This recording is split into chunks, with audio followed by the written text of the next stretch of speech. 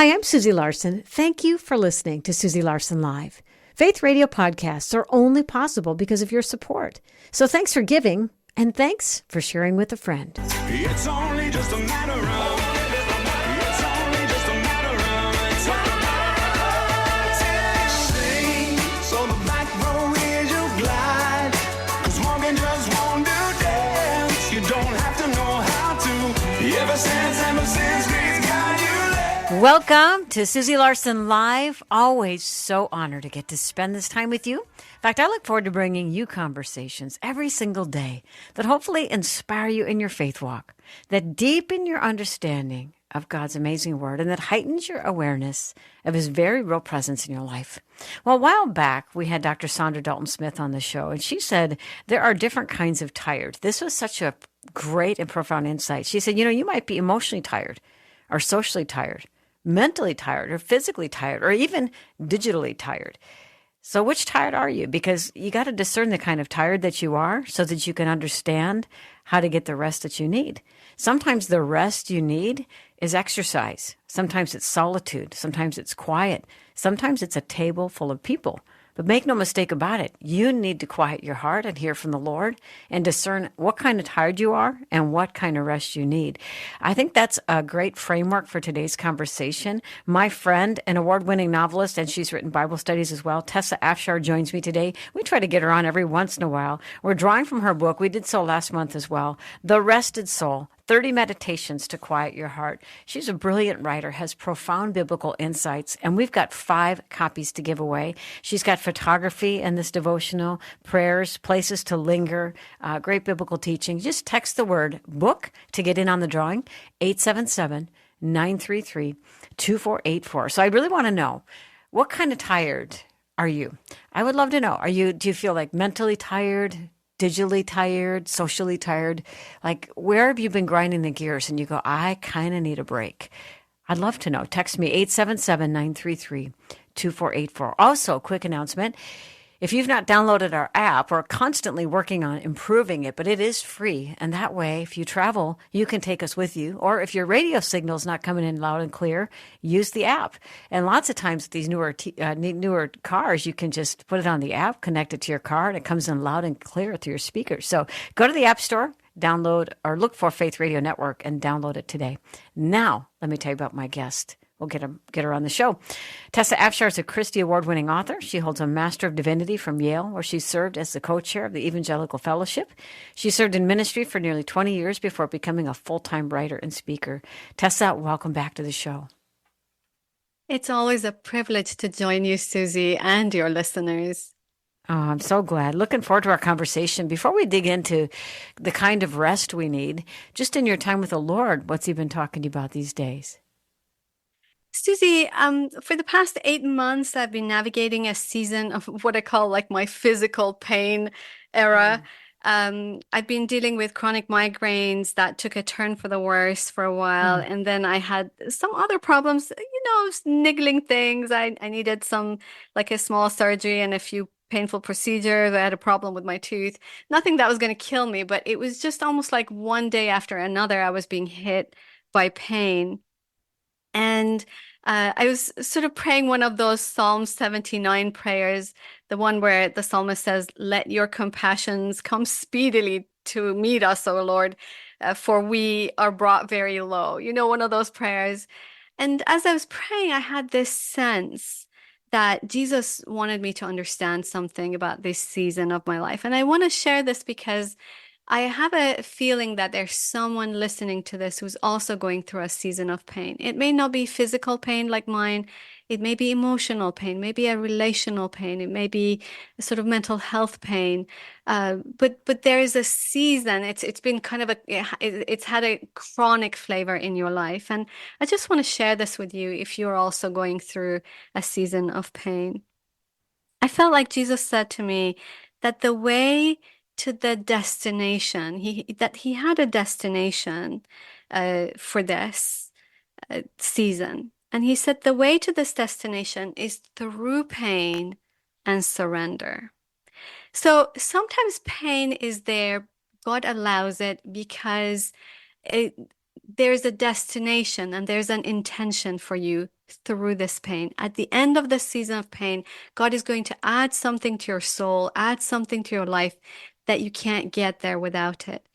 Sometimes you have pain and it's just there so you can learn to pray, so God will take it away because it's something from the enemy that's come against you. But there are those seasons where God allows the pain because there's an intention and there is a destination. Boy, So if that's that's good. what you're going through, thanks.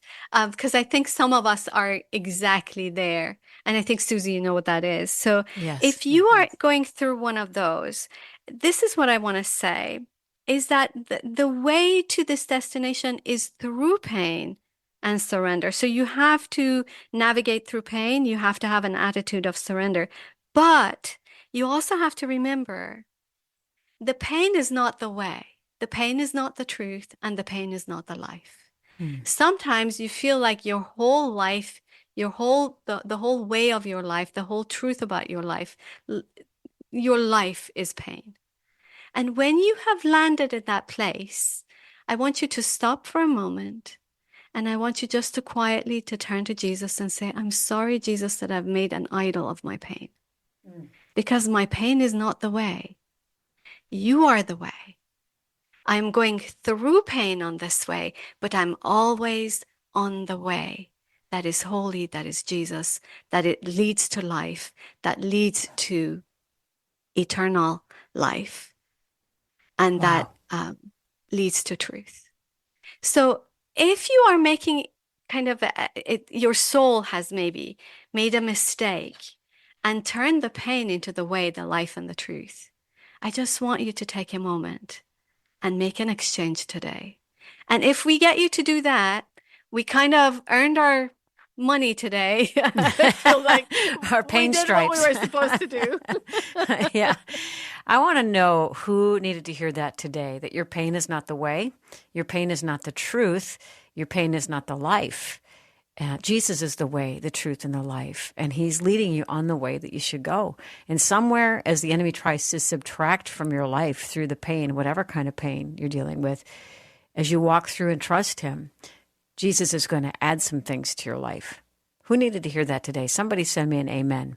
Text me 877-933-2484. So my next question was going to be, what kind of tired are you? So I'm imagining you're physically tired. Any other ways that you're feeling like, I'm feeling a bit weary and I need some replenishment?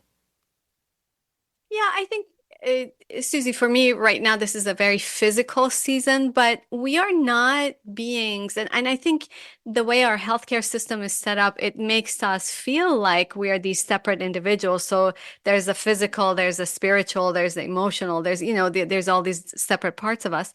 But that's not the way we work. God has created us as one being.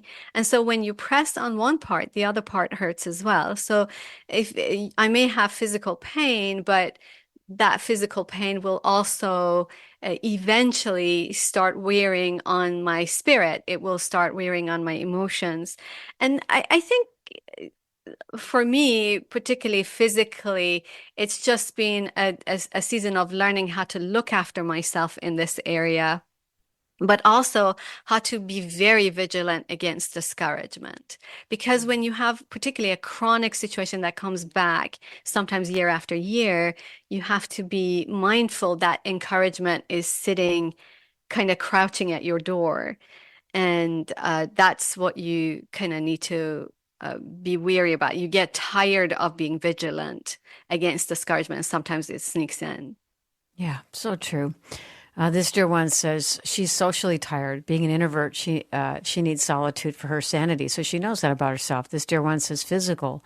This one says physical. This one says emotional. This dear one, I got to read it. I want you to pray for this dear listener. She says, I'm suffering from physical exhaustion, which also leads to mental exhaustion because she's a residential commercial cleaner, works full-time cleaning houses and part-time commercial cleaning. She would work less, but she's single and a homeowner. And by the way, she's 61 years old, doesn't anticipate retiring for another 10 years. Thank you for the question and the concern. I want to pray for you, dear one. But Tessa, anything you want to say to this amazing woman? May God supply your every need. But Mm, may you also be aware that He is a God who loves to supply your every need. You have a timeline, but sometimes God surprises us with something better. yeah. And may He be a shield before you, my dear. May He be behind you.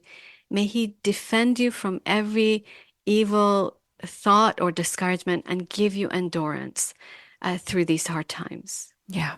So did you hear her? She said, may God supply your every need, but may you also be open to ways He may surprise you in the way that He provides for you and makes a way for you. I think when you endure long, no matter what you're enduring, if it's physical hardship, mental, relational, social hardship, when you endure long, you lose expectancy, don't you? Yeah, it's so true. I think, one of the things that's been a joy, and I know this is weird to say because I just started by saying, it was kind of a little bit of a downer when you start by saying I've been in pain for 8 months. But one of the things that's been a joy to me through this journey is that my soul has learned ever more. I think there's a part of you that may struggle with the fact that the love of God in Jesus is not everything that he promises. And when you go through a season like this and you learn to hold on to Jesus through it, your soul learns the love of God in Jesus is not a fairy tale. It's real, it's mighty, it Hmm. transforms you. And all of us, our soul needs to learn that suffering and the love of God are not mutually exclusive. That's a kindergarten faith. But suffering and the love of God sometimes they dovetail with one another, but they land in beautiful places when you hold on to God, when you allow your attachment to Jesus to grow through these seasons. And I think that's been like one of the greatest fruit. I don't think I'm at my destination yet, but I think I'm already seeing fruit from this season, which makes me really thrilled. Hmm. Hmm. That's amazing. It's amazing. I too am seeing fruit in places that I have labored long, fasted, prayed, contended, places of heartbreak, enduring long. Suddenly, just now, little sprouts are starting to spring up. And it's just such a reminder not to give up. Remember what the psalmist said, I would have despaired if I wouldn't have believed I would see the goodness of the Lord in the land of the living. And though our best life awaits us when Jesus returns for his bride, he's so kind to give us good things in the land of the living. I think it's so important. Amen. I think, as you say, they're not mutually Amen. exclusive, suffering and God's goodness. Wow. Yeah. Um, Yeah, Susie, if I may, because I think this will fit in. This is one of the things that I talk about in the book, which is that I talk about disappointment. Because I think if you're going through, like my book in particular, I talk about burnout and anxiety. But I think when you're going through stuff like this, any kind of pain in your life, when it keeps going on and on and on, you may get to a point where you're experiencing disappointment. And this disappointment can be with your life, like you may start feeling like, well, this wasn't the life I signed on for. I didn't think my life would look like this or at this stage in my life, or you might be disappointed with God, and you might think like, well, God, I didn't think you would ever allow this. I didn't think you would ever let this vacuum of desire remain empty, that you wouldn't give me this dream, that you wouldn't fulfill this longing, or that you wouldn't heal this thing, or you wouldn't take it away. Whatever it is, you may have these two disappointments with your life or with God. Now, disappointment isn't a sin, but it does make you vulnerable to sin. So I earlier referred to this verse. It's the verse that God speaks to Cain. It's before Cain kills Abel, but God it comes to him and gives him a warning. He says, "Sin is crouching at your door. It desires to have you." And I always kind of envision there's a door and Cain is sitting on one side of it and sin is sitting right on the other side. It's like crouching like a tiger right on the other side, just waiting for that door to open a little bit. And I think what disappointment does is that it scooches you closer to that door where sin is crouching, is trying to have you. And so you have to be careful with disappointment as you're navigating through seasons like this uh, because it's not sin, but it makes you vulnerable to sin.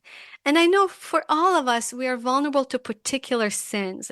Like my friends and I, when we sit down and we pray for each other, I'll see, okay, one of my friends is vulnerable to jealousy. That's not my vulnerability. My vulnerability, like particularly when I was going through that season, of anxiety 20 years ago, for me, it was self-pity and discontentment. And self-pity means you keep your gaze on your pain. And that's so you're constantly looking at your pain and you're constantly feeling sorry for yourself. And that means when your gaze is on your pain, your gaze is not on God. That makes it a sin. And the other one for me was discontentment. So your gaze is on what you don't have. So self-pity, your gaze is on what you do have and don't want to have. And your discontentment, your gaze is on what you don't have and you wish you had. Again, that means your gaze is not on God. So those were the two sins that were crouching behind my door, self-pity and discontentment. So if you are listening right now, I want to ask you, what are the sins that you have a proclivity toward, that you tend to have a weakness for? What's crouching at your door? Because if you are experiencing disappointment right now for some reason with your life or with God, you have crouched close to that door and those sins are right outside. It's going to be really easy for you just to open the door a little bit and for them to get you. So I just want you to be mindful. What is the name of the sin? And then how can I distance myself from that door?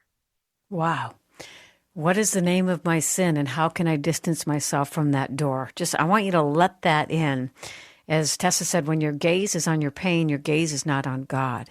When your gaze is on your pain, you're going near to the door where sin is crouching, waiting to catch you when you're vulnerable. When we're in self-pity, we're also in entitlement. We believe God owes me more than he's given me at the moment. Those are dangerous places to be. We're going to pause. When we come back, we'll talk more about how to really process that in-between season while you're waiting for the breakthrough. But I also want to ask you, friends, I appreciate so much these texts that have come in. So many people are saying they've had physical pain, which has resulted in not only physical fatigue, but emotional fatigue. Others have had relational pain, which has resulted in relational fatigue and emotional fatigue. And that's just such a good point. They're not encapsulated. They really do transfer to these other areas of our life. So here's my next question, friends. And Tessa, I want to ask you as well. What do you do? What most brings you back? Like, what kind of practices do you have that are just life for you? What do you do? I'd love for you to know. Tell me some of the things you do that are soul restorative, and they're kind of your go-tos over and over again. Text me 877-933-2484. Tessa Afshar is my guest today. We're drawing from her beautiful devotional, The Rested Soul, 30 Meditations to Quiet Your Heart. We'll be back in a minute.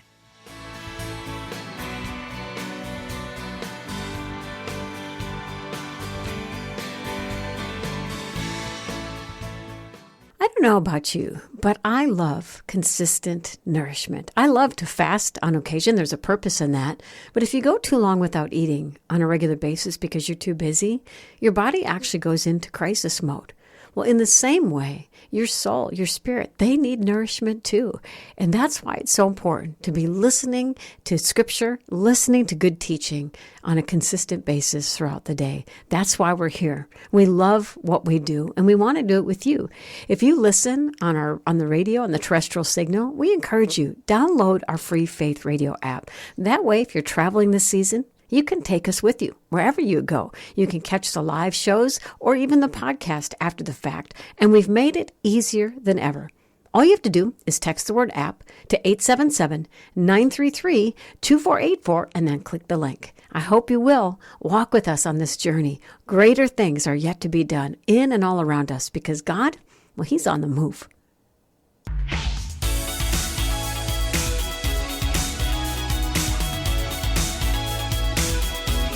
Hope you're having a really good day. Thanks for tuning in to Susie Larson Live. So honored to have as my guest my precious friend Tessa Afshar. Her novels will just inspire you to pray. They're so good. She writes biblical fiction, so good. She writes Bible studies and she writes devotionals. And we get her on whenever we can. We've been drawing from her new devotional, The Rested Soul, 30 Meditations to Quiet Your Heart. What I love about Tessa, she combines really brilliant writing with biblical insights and just I feel like there's a fresh anointing on your words because you really do live this stuff, Tessa. So we got a handful of copies to give away today. You can text the word book to get in on the drawing, 877-933-2484. 2484. So my question, friends, and I'd love for as many of you to respond as you can. What restores you? What are your go-tos? Like for me, riding the bike trails, like really smooth bike trails through the woods, unbelievable. Or going for walks in the same way, or sitting on my porch with my Bible, with my hubby, and used to be with my pit bull, but he's in heaven now, reflecting on things of God. What restores you? Why don't you pray? Why don't you send? I saw a text come in about praying. Text in your answers, 877-933-2484. How about you, Tessa? What are some of your go-tos for restoration? I think there are two levels for me that I can answer. And there are sometimes when you can only take the kind of more superficial, simpler level, for example, just going into the garden and sort of tending your flowers or something like that, or hanging out with my hubby and watching a brainless movie, you know. But there are times when that's all you can handle, but there are times when your soul needs more. And I think this is sort of one of those most important kind of top three important tasks of our lives as Christians in the 21st century. For me, one of them is my ability to stay connected to Jesus at a deeper level, because I feel like the enemy goes after this. He doesn't want us to have that ability to hold fast to him kind of in the mundane of every day, or cling to him when we are going through suffering, or to understand his love. And I think this is because that deep connection makes us stout-hearted and resourceful, and Yeah. the enemy hates it because we overcome the enemy like that. So, one of the things for me in this season, I'm nowhere near where I need to be, but I'm kind of trying to grasp my way through it, because Paul prays this in Ephesians 3. And he's praying this for the believers. He says that he wants them to know what is the breadth and length and height and depth, to know the love of Christ that surpasses knowledge. And I think like we need prayer for us to understand the depth and breadth of God, the love of God. Like you think, I get love. I understand love. I've been loved. I have known how to love, but apparently not enough to grasp what it means to be the beloved of Jesus. And I feel like that's one of the things that we have to kind of press into learning more what it means to be loved, because it doesn't matter how tired you are. If you're loved and tired, there's something that adds security to your soul in that. Friend, you got to hear that. If it doesn't matter how tired you are, if you're loved and tired, it adds security to your soul, because he cares and he's aware, and he does something about our fatigue. Come to me, all who are weary and heavy laden, I will give you rest. So you're right. I mean, it's just our intimacy with God, our prayer, our connection with him is really, I feel like, the pathway to restoration, because he gives us wisdom on exactly what our souls need, right? Yeah, absolutely. Absolutely. So good. So here's some of the answers from friends. Blast the praise music, get in the word, and listen for his voice. That's Gwen. Judy says, what restores me is going on a long bike ride on a sunny day, or sitting still with Jesus in a quiet, peaceful area. Judy, 100%. I'm copying your answer. Adam says, praying in tongues, singing an old hymn, envisioning the Father on the throne in heaven. That's beautiful. Walking outside in God's nature. Yeah, and a few more. So that's so good. Thank you for sharing. So you said on a show, I want to say 2-3 shows ago, I think it was, I thought it was so good. You were talking about how the Israelites took their territory little by little. Do you remember that lesson? Is there anything you can say out of memory from when you taught on that moment? Yeah, absolutely. So that little by little lesson has been such a theme for my life.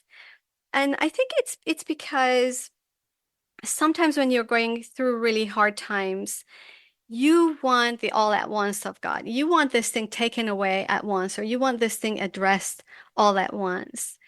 And when the Israelites were about to enter the promised land, God said to them, you may not take this land all at once, but you will take it little by little. And I'm sorry, I'm paraphrasing here because I'm going from memory. I think I might find it in just a minute. But So God was saying the reason for this was because it would be bad for them if he were to take this land all at once. He says, the Lord your God will drive those nations out ahead of you little by little. You will not clear them away all at once. Otherwise, the wild animals would multiply too quickly for you. So if you are going through a season where you have prayed for the all at once of God, Lord, take this away now. I just want this pain gone. And yet the Lord has given you a little by little answer.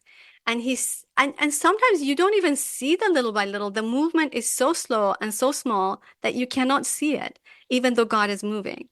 But there is a reason behind that. And that's what he says to the Israelites is like, there's something worse than the enemy. You think the enemy is the worst thing that's going to come after you. The war is the worst thing that's going to come after you, and you want it gone at once. But I'll tell you, there's something worse. There are these wild animals. If I were to take the enemy, the wild animals will come after you. They'll come after your cattle. They'll come after your children. They're even worse than the enemy. So there's something behind this thing that you hate that's even worse for you. And I will not release it into your life because I love you too much. So I want you to know there's probably some wild animal that's trying to get at you behind this thing.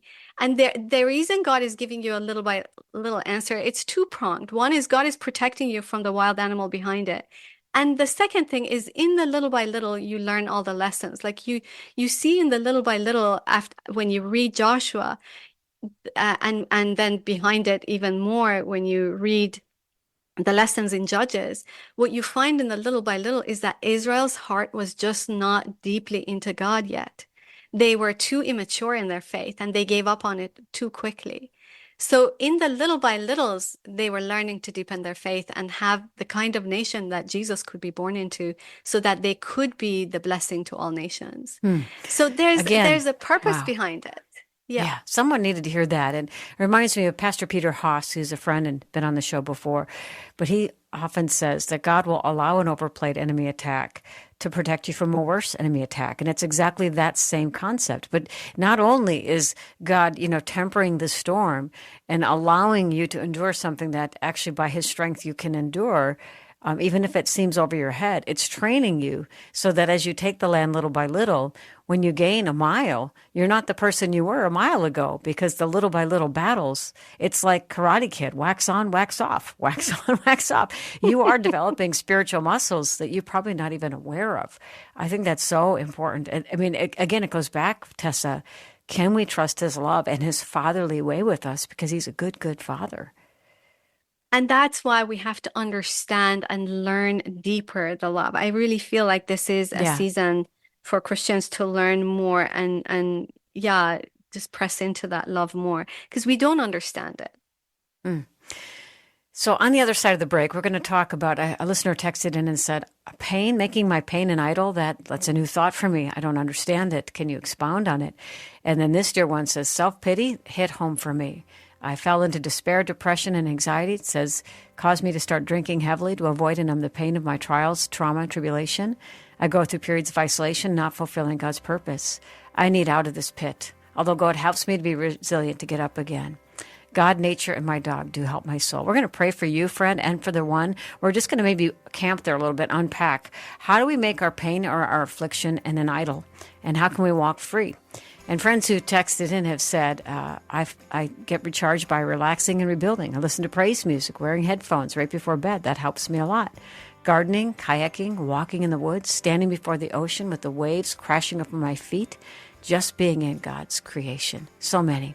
All righty, we'll be back with Tessa Afshar in just a moment.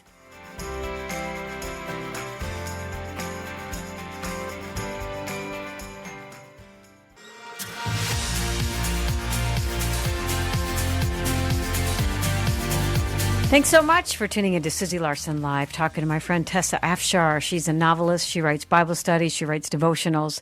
If you love a good novel, you got to check those out. But we're drawing from one of her devotionals today, The Rested Soul, 30 Meditations to Quiet Your Heart. She says God's peace has the qualities of a river. That means it flows continuously. It may have seasons when it narrows and seasons when it widens, but it holds within it a continuity of provision. The waters that flow to you today are not the same as the day before. There's a fresh impartation of peace for each day. Peace that matches the particular challenges you'll meet each day. That's how she writes. That's this Devo. It's so beautiful. If you're up for a good new Devo, text the word book to get in on the drawing, 877-933-2484. So earlier we were talking about when you gaze at your pain, your gaze is not on God. And you said, and I've said this before too, I think it's super important, we can make an idol out of our pain. And one of the ways that you make an idol out of your pain is getting your identity from your affliction, where you wear that more boldly than you do the fact that you're a child of God. And so one person texted and said, I deal with pain. I've never, ever thought of making an idol. What does that mean? And then this dear one says, self-pity really hit home for me. This person fell into despair, depression, and anxiety, caused them to start drinking heavily to avoid and numb the pain of their trials. They go through periods of isolation, and they know they're not filling God's purpose for them. And they said, I need out of this pit. God does help me to be resilient, to get up again. I want to pray for that person, but just speaking to them and others who are wondering, how do I know if I've made an idol out of my trial? I like the way that you introduced it by saying that sometimes actually becomes your identity. But I think one of the ways that I kind of keep an eye on this is when you intentionally are recognizing how much time am I spending thinking about my pain, planning to control my pain, coming up with strategies to beat my pain versus how much time am I leaning into Jesus and talking to him, worshiping him. So if your prayer, the substance of your prayer becomes, it's all about the pain, then you're talking more about your pain than you're thinking about Jesus. Do you know what I'm saying? Yeah. And I'm not saying that there are not days that are not like that. Of course there are. But when you put the sum total of the past month, of the past 2 months, what does it look like? What do your prayers look like? What does the tenor of your day look like? How much of your time is being spent on the pain? Has pain become your life? Has pain become your truth? This is the thing that you're constantly trying to navigate. Or is Jesus still your life and your truth? Is he the way? And you are happy with him, you're navigating through the pain. But again, once the pain becomes the end thing, it becomes sort of like the beginning of my day and the end of my day. We're kind of missing the fact that there's probably an intentionality in this and there's a destination to this. One of the things I write in my book is that God's rescues sometimes look very different from what you expect. So in other words, what I mean is sometimes pain comes as an instrument of rescue in God's hands. So look, you take Jesus. His world started to unravel when his brothers decided to kill him, right? Reuben, the eldest, intervened to save Joseph's life by convincing the others to throw him into an empty cistern instead. So the first rescue for Joseph came as a pit. The pit was the means of deliverance. So if you are in a pit right now, that may be a rescue from God. But let me tell you, that pit wasn't a big enough rescue for what was coming. So God sent a slave trading a slaving group instead. So what happened is that then they pulled him out of the pit and they sold him into slavery.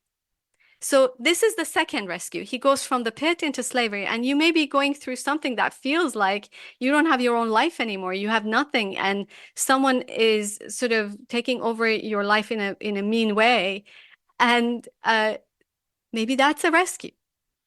But that's not even a big enough rescue, because once Joseph is sold into slavery in Egypt, he's doing real well and he has kind of an oasis of stability. And all of a sudden, there's a woman who accuses him of something he hasn't done. And so he ends up in the pit of prison. That's even worse than the first pit. And it's certainly worse than being a slave to the Ishmaelites. And it's worse than being a slave before. So now he's in a pit of prison.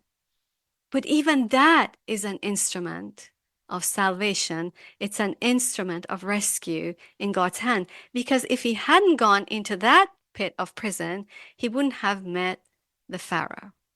And it is at that point that then it becomes a recognizable plan of rescue when he's before the Pharaoh, and Pharaoh recognizes his wisdom and his godliness, and he gives him all of that responsibility. But I just want to say that sometimes our pain is a form of rescue because God is taking us to this destination, to this place and plan that he has for us. But as long as the pain is the only thing you have your eyes on, if your eyes is on the pit, if your eyes are on the injustice jail or what? wherever it is, yes, injustice, exactly, then you're going to miss the point of the rescue. Boy, and it goes back to the wild dogs. You're facing your enemy who's holding back the wild dogs. And it reminds me also of, I bring this passage up all the time because it just speaks to me so much. But in the Psalms, it says the Israelites refused to enter the promised land because they wouldn't believe God's promise to love and care for them. So they stayed in their tents and grumbled and refused to obey the Lord. So they had a defiant unbelief. And when I'm thinking about Joseph, he had a fork in the road every day. He could have chosen bitterness or stewardship, and he chose stewardship. And I think one of the ways you know when you've made an idol out of your affliction or your pain is you lose all sense of expectancy, and then you get defensive about your posture and your stance. Like the Israelites were defensive about their unbelief. Like if anybody dared to bring hope or expectancy, they wanted to shoot the messenger. And I think the same way, if you've been in your affliction so long, you're not open to new ways that God might bring an open path, a provision. And I've seen this before just because I minister to a lot of people who've been sick a long time. And I know it's a tricky tension. But I always say, pursue healing and pray for a miracle. In the same way, do what God gives you to do, and then ask God to do what only he can do. But if you're defensive about any new opportunity that God might want to bring to you, you may have settled into your identity and made an idol out of the affliction. That's a hard word, but it's true, and it won't get you anywhere. Anything you want to add, Tessa? I really want to add that I love that. I think that is so wise. I think the other thing you may become defensive against is God himself, where Jesus becomes a little bit the enemy. You're too scared to walk away, but you're 9/10 out of the door because he's become sort of the enemy that has caused this or hasn't taken this away. So whether you are defensive against what God wants to give you or impart to you, or you're defensive against God himself. But I love that word, have you become defensive? And I also want to kind of backtrack a little bit here. For those of you who are in pain in any shape or form, and you're listening to this, pain is a little bit like forgiveness. And by that, I mean, if you are in a position where you have to forgive, and I know you guys have been talking a lot about forgiveness on Faith Radio. If you're in a position where you have to forgive, it means something has been done to you. Something wrong has been done to you. Something maybe even terrible has been done to you. Now you have the added responsibility, the work of forgiveness. So you've been hurt and now you have to do the work. It seems unfair. It seems unjust. Pain is the same way. You're hurting, but you also have to do the work. So I want to say that the Lord has a special blessing and a special love for those who are in a position where they have to forgive. And I think he has a special blessing for those of us who are in pain, kind of in a chronic way. And he understands the pitfalls of being in pain all the time. Yeah. So I don't want you so to much feel compassion. Yeah. Yes. So I don't want you to feel like we're being hard on you at all. We're showing you some of the pitfalls, not that you're necessarily in it, but we also want you to know that even if you are in a pitfall, that God's compassion for you is profound. He's just waiting. He's just waiting to show you the rescue. Amen. And again, you've heard me reference this passage before, but it fits so well in this conversation. It's so profound. But Jeremiah 17 Verse 7 says, blessed are those, this is my paraphrase, blessed are those who've made the Lord their hope and their confidence. In other words, they've shifted all their weight onto the Lord. Blessed are they. who trust him. They are like trees planted by streams of living water. Their roots go down into the water. They're not bothered by the heat. They don't fear the long months of drought. Their leaves stay green and they continue to bear fruit. So it's like in spite of the seasons of life, they keep thriving and they keep flourishing. Why? Because their trust and their hope is in the Lord, which always involves a measure of expectancy. If you're in a drought, if you're in a stretch of heat, no matter what, when your hope is in the Lord, it always involves an element of expectancy. But the verse before that, again, my paraphrase, but verse 6 in Jeremiah 17 says, "Cursed are those who trust in man," and basically man-made solutions. It's like you stunt your own growth, because it says there'll be a stunted shrub in the desert, and they won't see goodness when it comes. So when your eyes are on man, whether that's you or somebody else or a man-made solution, and you fix your eyes on that, it's like gazing at your pain and not at Jesus. You're stunting your own growth, and then you don't see goodness when it comes, which, implies goodness is coming. Remember, Jesus says, "I'm doing a new thing." Do you perceive it? Which means you could miss it. So I agree. I pray you don't hear us being at all hard on you, but as two people who've walked the road of suffering and even studying Joseph's life and others, you have a choice to get offended with God and to sit in bitterness and self-pity, which will lead you, because sin is crouching at the door, to devour you. Or you can say, "I am never letting go of expectancy. I'm never letting go of hope. My God is good. His promises are true, and he will always make a way for me." When we come back, Tessa, let's talk about the wonderful counselor. You've got a chapter on that in your devotional. And what I love about the wonderful counselor is he really does show us the path of life. What he has for one is different than he has for the other. There is a path of life ahead for you. There's a path that seems right, and it leads to death, but there's actually a path of life for you. And this is why we need constant dependence on the Lord, because he wants to show you the path of life. Tessa Afshar is my guest today. The Rested Soul is her devotional, and we'll be back in a minute.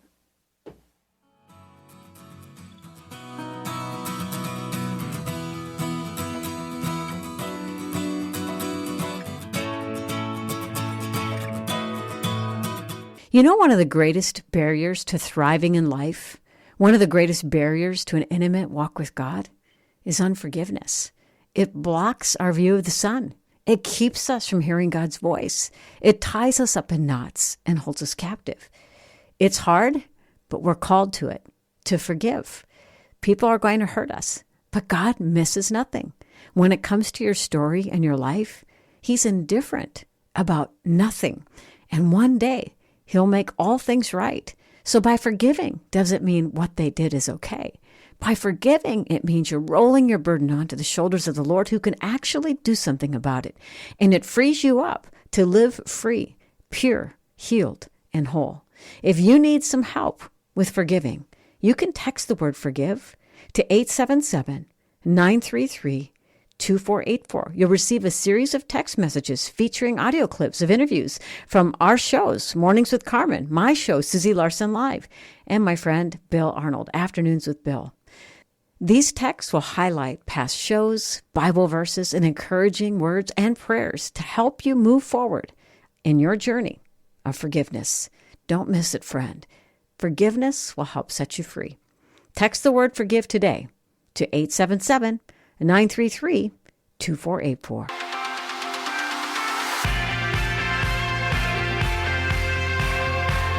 Thanks so much for tuning into Susie Larson Live, talking to my very precious friend Tessa Afshar. Check out her books. Again, if you love good novels, she's a brilliant novelist, but she's also written some amazing Bible studies and devotionals.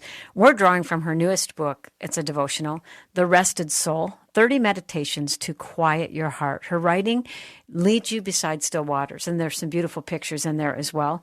You can text the word book if you want in on the drawing, 877-933-2484. And a passage I've been returning to time and time again, Tessa, is, I think it's Psalm 16, but it says, "You will show me the path of life." I've been sitting with that, pondering it, praying it through.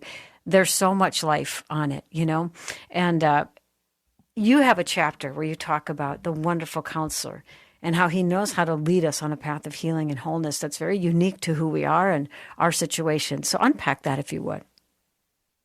Yeah, I for those who didn't hear our first conversation, I went through a season of anxiety about 20 years ago, and it lasted quite a long time for 2 or 3 years where I was battling this. But one of the things that happened for me during that season was that I realized that I was having an odd reluctance to leave my house, that I would get very anxious when I left my house, which was a shock to my system. I had never had that experience before. I've always been a homebody, but I had no problem going out. And I realized that this anxiety was trying to diminish my life, that it was Mm. trying to shrink it until kind of I would be this thing in the corner, this tiny shadow of myself in the corner, and that I would have to fight back. But at the same time, I realized that there were situations like one time we were supposed to travel with my mom and my sister, and I realized I really wasn't ready. There were situations where I had to protect my heart. And and that particular situation was very hard because my mother was really looking forward to that trip, and I either had to protect her heart or my heart. And my heart had to learn that I had the strength and the wisdom to know when to protect my own heart, even if it meant hurting someone else or disappointing someone else, I should say. And so, two similar situations about staying or going. And yet, in one, I was supposed to push against the boundaries that the enemy was trying to press over my life. And in the other, I was trying to honor that boundary and stay in because I wasn't ready. And how did I know the difference? How can we know the difference in these situations in our lives? And what I propose is that it's only the wonderful counselor who can lead us in these areas. That we know that in Isaiah 9:6, Jesus is called our wonderful counselor. And this word in Hebrew, it doesn't mean a therapist. It's a reference to someone wise and insightful. So back then, kings and leaders always had counselors who would advise them in difficult situations, in hard decisions. There was someone sage and knowledgeable who would give them a path of wisdom so they weren't making the decisions by themselves. And it's really important as sort of we're bringing our discussion to a close about being in pain, about maybe whether you're feeling anxious or you're having some kind of pain in your life and you can't find rest, to remember that one of the ways that Jesus is in your life is as your wonderful counselor. Mhm. That it is his desire, it is his will, it is his plan to counsel you in the way you should go. The times when you should stay in and rest, the times when you should push back against the boundaries that are trying to diminish you, and knowing the difference. So good. Yeah, walking through difficult times, especially like with rejection, betrayal, or delay where God does seem silent, our natural instinct is to shrivel, to shrink back, and to think small. And yet, in your devotional, you talk about this is where we enlarge our territory, where our God does actually in and through us. And you write this right now, in this dark place, a part of you is being enlarged, strengthened to carry the weight of the increase that God has for you. Even though you are going through a diminished season, you can trust that God is laying the foundation in the valley for a greater glory in your life. In every life, this will work out differently. But my friend, the Spirit of God is increasing you in this dark valley. It reminds me, there's an app, Lectio 365. We've had Pete Grieg on the show before. It's a great, sacred app. It's like 5 minutes in the morning, 5 minutes at night. But there was one of the devotionals where they talked about that we are enlarged in the waiting, much like a pregnant mom. You know, she's feeling cumbersome. She's feeling, tired. Her feet hurt. She's waiting, but she's being enlarged in the waiting. And we sometimes feel like nothing's happening, but so much is happening. We just don't see it, don't always feel it. But if we can trust that God is always on the move, just like you're saying here, we are actually enlarged in the waiting. And there is a day and a time of deliverance where we see that he has stretched out, our influence, our territory, our capacity. That is such a beautiful picture. I'm so glad you kind of are ending on that note, Susie, because I think that someone really needed to hear that. Well, here's the rest of your quote. When you emerge from your dark season, you may still feel vulnerable. You may feel fragile, but there'll be an increase in you that has been wrought by the Spirit of God. God is increasing his influence in you, in order to increase his influence through you. When you were in that depression and you just kind of panicked a bit about leaving your home and just feeling things you never had felt before, would you have ever dreamt that you would have accomplished what you've accomplished since then? I mean, could you have ever pictured it back then? Not at all. In fact, one of the things that one time you and I were talking, and it actually occurred to me right then and there, was that at the time when I was feeling so diminished and when the enemy was whispering in my ear, this is your life, this is who you are, you're never going to get beyond this.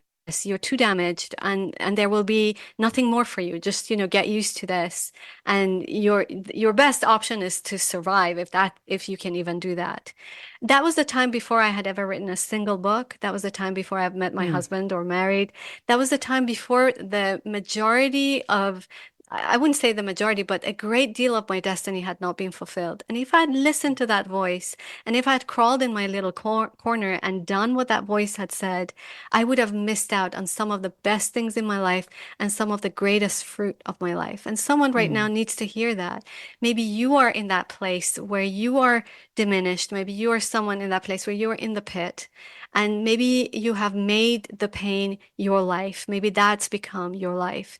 And I want you to know that these are things that you can walk away from, that the Lord has an enlargement for your life, whatever that enlargement may be. I know that since that season, I've been given the strength to handle more in my life than I was able to do. God has graciously blessed me because of the books and the exposure and all of that. He asks me to do things that if he had given them to me back then, I would have broken under the weight of them. But he has strengthened me to endure them and to do them and to go forward and to even have joy in this life. So I don't know how God is strengthening you, but he's strengthening you. He's growing some baby inside of you.